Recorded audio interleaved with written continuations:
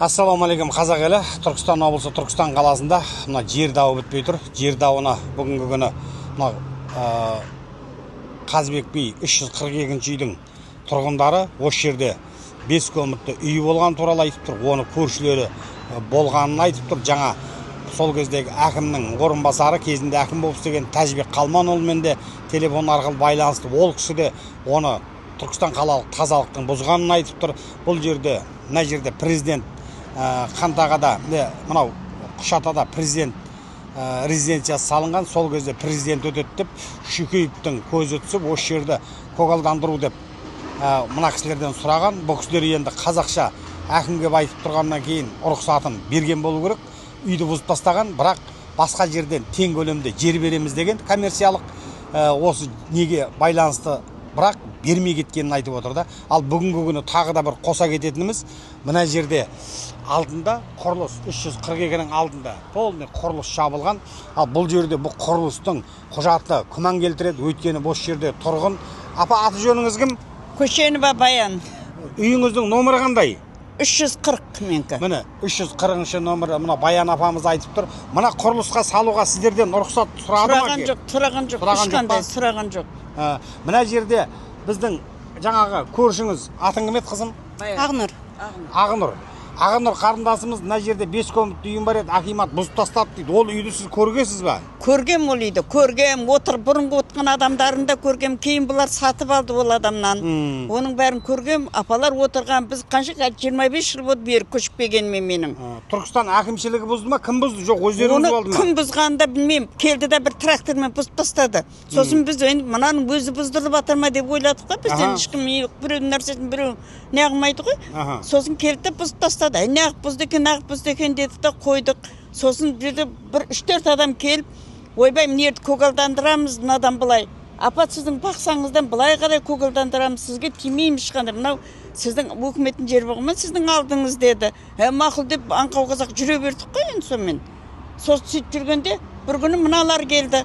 Ойбай, мынерге бір нәрсе сана, қайып жарайсың сен? Мына кішкентай ғана жерге шейін бір машина жуатын жер ашамыз деді. Сонымен анау әкесі келді, бұның әбден дау болып, онымен сол күйме, сосын біз барып тексертсек, ол жаңағы мына баланың Дүйсенбекова, кім еді аты? Ерлан. Жоқ, бұл Ерлан емес, әйелдің аты.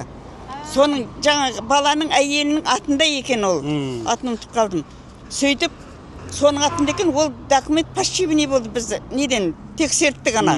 Жалған документ. Иә, жалған документ деп, сонымен сөйттік те қойдық қой, сонымен болды, самайды екен деп жүре бербек. Енді биыл көктемнен бастап келді дағыны, ешкімнен рұқсатта сұраған жоқ, бір тракторда келді, жерді опырып қазып тастады ғой. Не істеп жатсыңдар? Біздің жеріміз біз алдық. Арман, осы құрылыс пайда болды. Иә, құрылыс пайда болды. Мынау бұл құрылыс 2026 көктемнен басталды ма? Көктемнен басталды. Ал енді бұл алдында жаңағы документтерін сіздер қай кезде тексерттіңіздер жаңағы? Оны біз енді бұдан бір 4-5 жыл бұрын тексерттік. 4 жыл бұрын десем, сөйтсек жаңа біздің үйімізді басқа жерге апарып қондырған. Сөйтіп біз үйіміз сатам деп біреу келіп алып, апа, мынерде сіздің үйіңіз жоқ екен деді. Қайға кетеді? Сонымен қайтадан әкімшілікке бардық, неге барып, қайтадан үйіміздің документін қайтадан турладық қой біз. Сонда мына үйдің документін біз басқа жерге апарып жаңағы мынау университетке апарып тастаған ғой бізді. Енді мынау Түркістанда бұндай жағдай 2000-ға жуық осындай іс-әрекеттер болғанда жалған документтер жасалған. Ол туралы мына антикор қарап жатыр еді, антикор тарап кетті. Бүгінгі күні ұлттық қауіпсіздік арман қарап оны қылмыстық істі жалғастырады деген ойдамыз.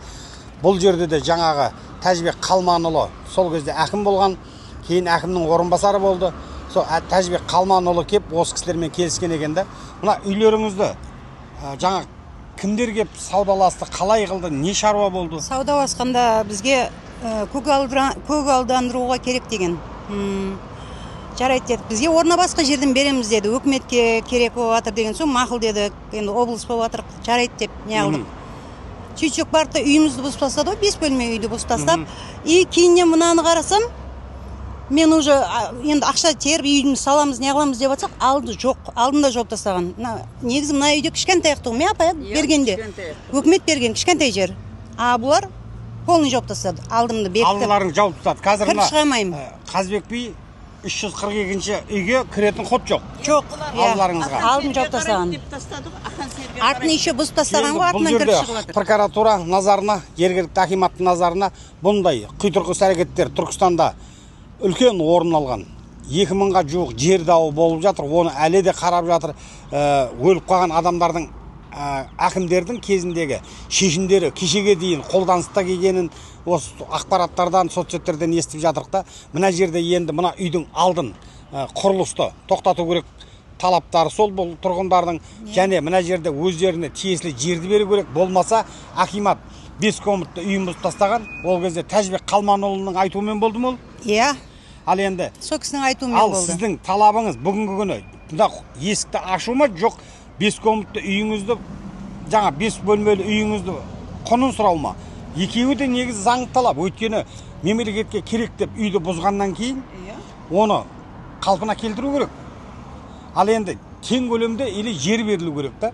Осы қайсысын талап етеді? Арман Қарап өз қарындасымыздың өзі Арман Қарап талабын етер. Біз Түркістан қаласы акиматына осы мәселелерді көтеруге барамыз.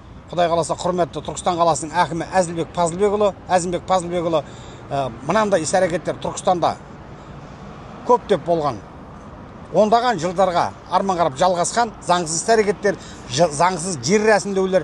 Арман Қарап бүгінгі күнде осының Арман Қарап заңсыз міне құрылыс тұрып жатыр дейді. Қол қойып берді деп ойлаймын да, осы қалай біреудің қол қойған жоқсыздар, иә? Жоқ. Енді мына құрылысты қалай істеді, кім істеді? Бұны мына құрылысты ғана тоқтатып қана қоймау керек. Бұл құрылысқа кім рұқсат берді? Мына көршілердің келісімсіз, солардың бәрін қылмыстық жауапқа тарту керек. Мынау заңсыз әрекет. Өкімет емес қой, бұны бір ашыққан біреу берген шығар. Білмейміз ғой. Оны құзырлы органдар Арман Қарап анықтайды. Құлқыны қорап біреу берсең аласың, ексең орасын деген қазақтың сөзі бар. Немесе біреудің есігінің алдын жауып тастау деген ол үлкен бассыздық меніңше. Міне мына жерден бастап біздің қоршаулы тұрған дуалымыз бар еді, оны да бұзып тастады. Мына жақта воротамыз бар еді. 5 бөлмелі үйді бұзып тастады. Воротамызды міне алдын жауып тастады. Білмеймін. Бұл андай болып тұр ғой, басымсыздық деймін, не дейді. Рұқсат та сұраған жоқ ешкімнен. Көршілерден де рұқсат сұрамаған. 5 бөлмелі үй, мынаның дуалын бұзып, алдымыз жауып тастады. Біз Түркістан қаласының әкімшілігіне барып, осы мәселелерді көтеретін боламыз. Түркістан ағалық болашақ қоғамдық ұйым жетекшісі Ерғожаның ұлы Алғожа. Біздің байланыс телефонымыз 8 705 969 90 69.